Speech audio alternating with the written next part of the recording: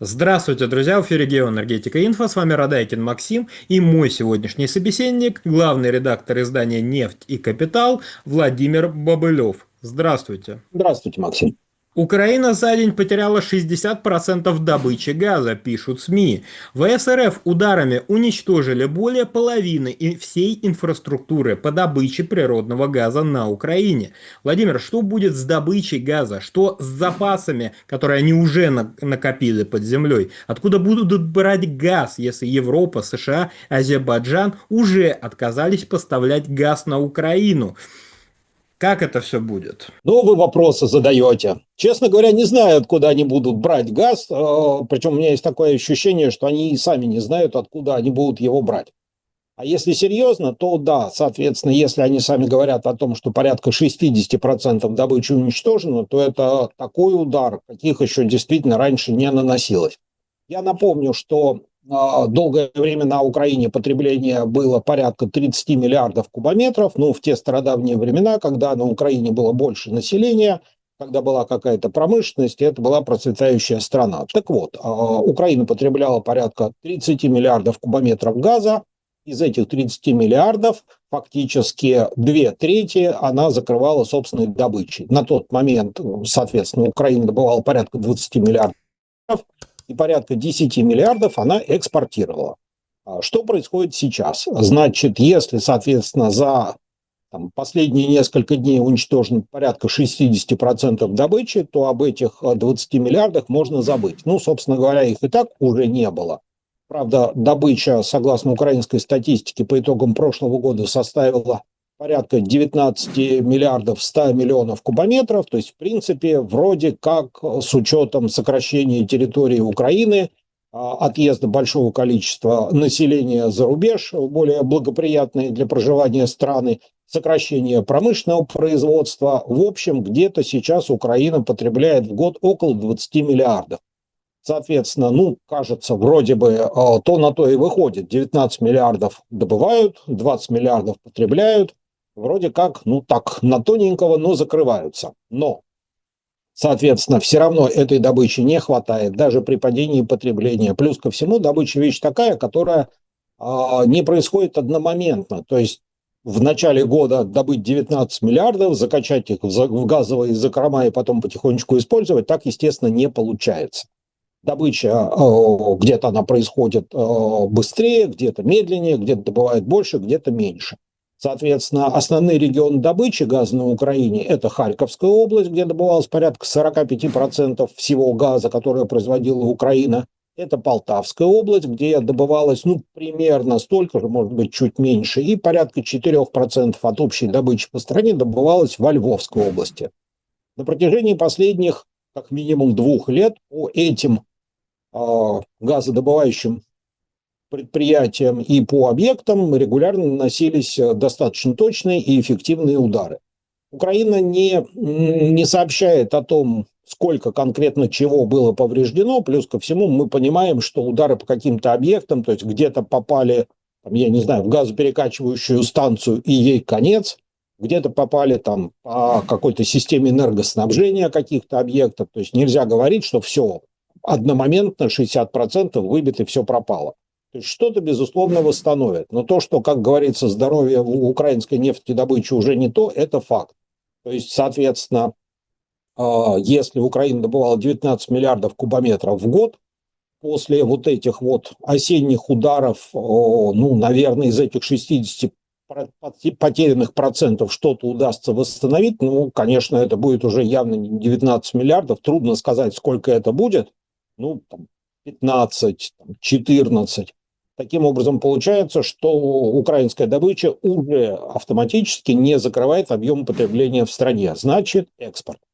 Что касается экспорта, долгое время Украине помогали прежде всего Словакия, Венгрия и Польша, причем именно в таком порядке. То есть где-то в 20-х годах основной объем газа приходил из Словакии, чуть меньше из Венгрии, все остальное из Польши. Сейчас ситуация изменилась, больше всего поставляют на Украину Венгрия, несколько меньше Словакия, соответственно, дальше идет Польша.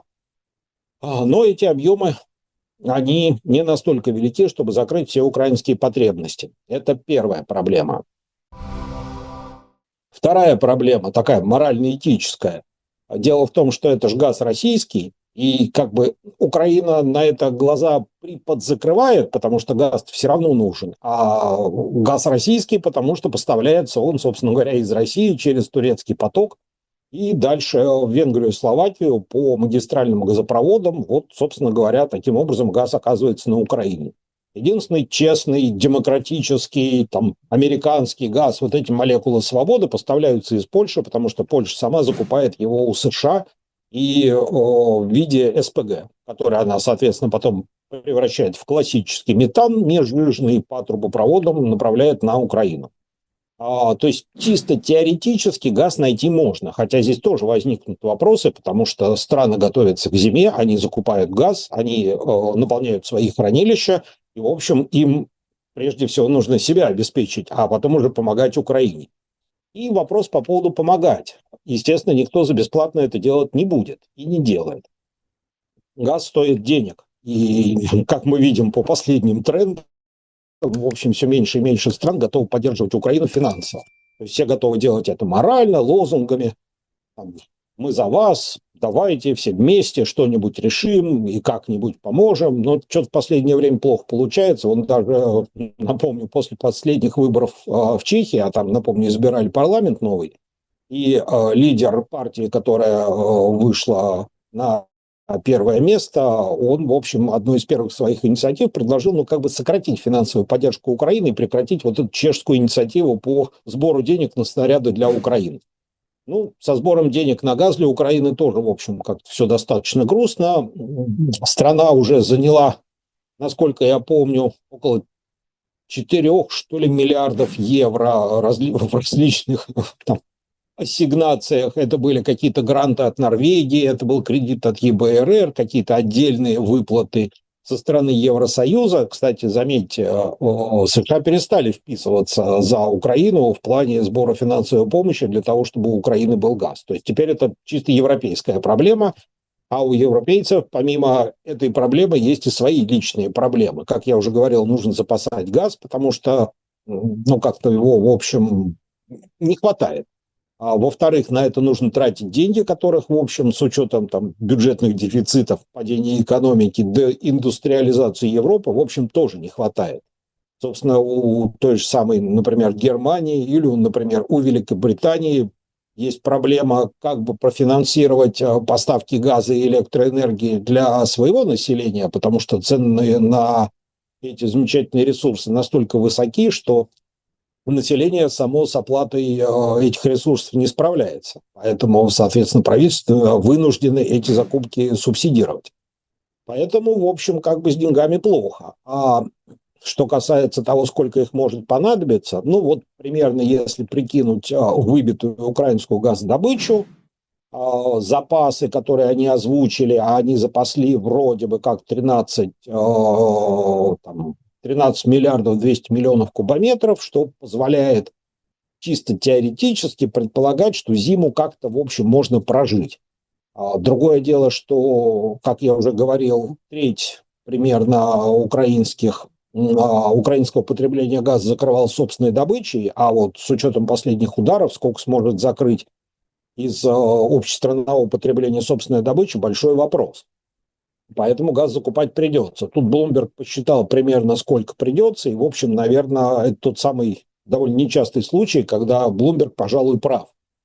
Похоже, что Украине придется докупить более 4 миллиардов кубометров газа как раз вот, наверное, в начале следующего года, ближе к концу зимы, то есть в феврале, в марте. Ну и, соответственно, стоить это по нынешним ценам, а напомню, сейчас газ на бирже в Европе стоит 400 с лишним долларов за 1000 кубометров. В общем, Украине придется где-то найти 2 с лишним миллиарда евро, чтобы за всю эту радость заплатить. Где она их найдет, пока непонятно, потому что все говорят, что Украину надо поддерживать, но как-то, в общем, в последнее время не звучало заявление из Европы по поводу того, что вот сейчас мы Украине дадим еще немного денег. Тема с изъятием российских замороженных активов, которые можно пустить на закупки вооружения для Украины, на финансирование как раз закупок газа, вот это вот звучит. Ну, что-то тоже пока не очень получается.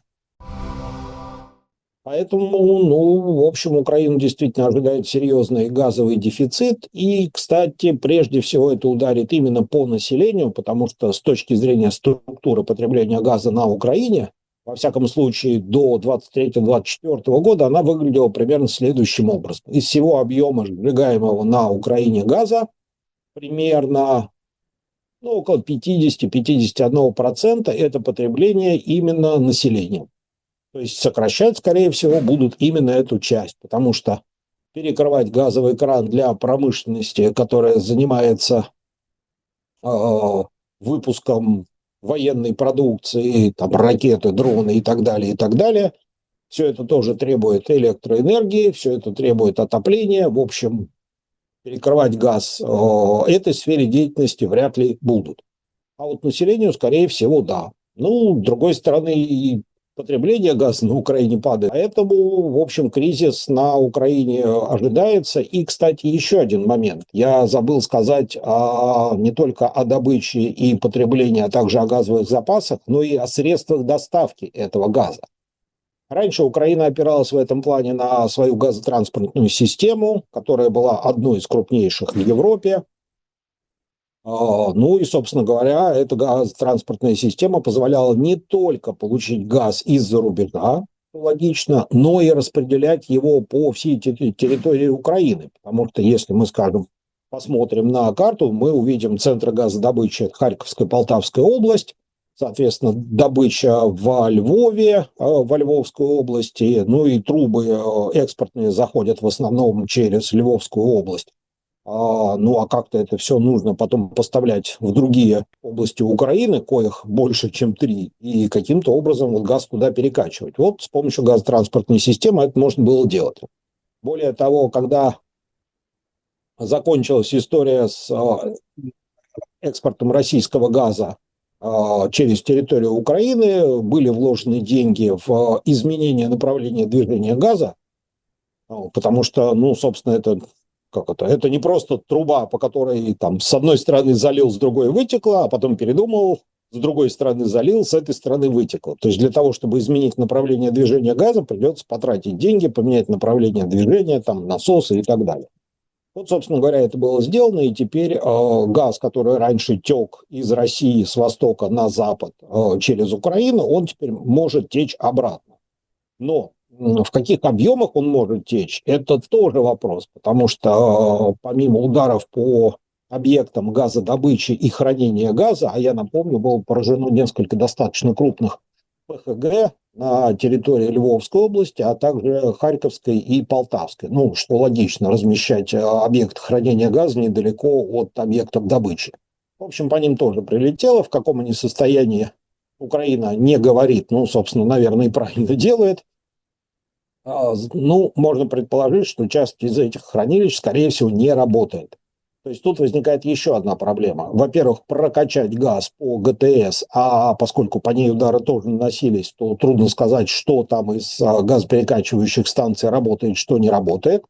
То есть, соответственно, это вот прежде всего техническая трудность, как прокачать. А второй момент – это как хранить, потому что, опять же, потребление газа происходит, ну, как бы не с колес, что называется. То есть нельзя подключиться к трубе, как вот к водопроводному крану, отлить себе газа сколько надо и пользоваться. То есть, соответственно, газ прокачивается по трубе, накапливается в подземных хранилищах газа, а оттуда уже распределяется потребителям. Владимир, большое спасибо за комментарии. Друзья, подписывайтесь на Геоэнергетика Инфо в Телеграм. Обязательно подписывайтесь на Телеграм-канал Нефти Капитал. Сами читаем, берем оттуда новости для наших видеороликов. Все ссылки будут в комментариях под этим видео. Там же будут реквизиты для желающих финансово поддержать наш проект, что мы и дальше также бодро вещаем на всех площадках без монетизации, исключительно благодаря вашей поддержке на Sponsor.ru. Спасибо, до новых встреч.